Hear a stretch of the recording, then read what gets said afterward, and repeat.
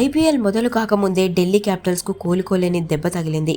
England star opener Ben Duckett workload management కారణంగా ఈ season నుండి తప్పుకుంటున్నట్లుగా ప్రకటించి అందరినీ ఆశ్చర్యపరిచారు.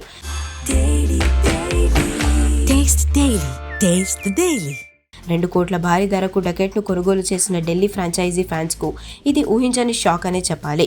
అంతర్జాతీయ క్రికెట్ సీజన్ కోసం శారీరకంగా మరియు మానసికంగా సిద్ధంగా ఉండాలనే ఉద్దేశంతోనే ఈ నిర్ణయం తీసుకుంటున్నట్లుగా డకెట్ సోషల్ మీడియా వేదికగా వెల్లడించారు.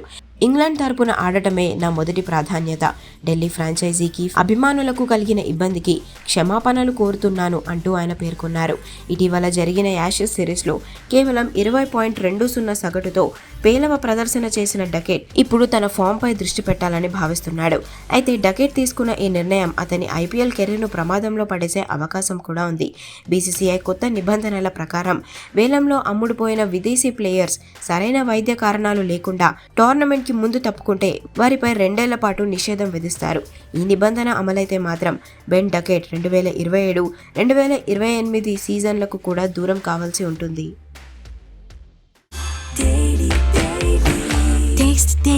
Taste the Daily.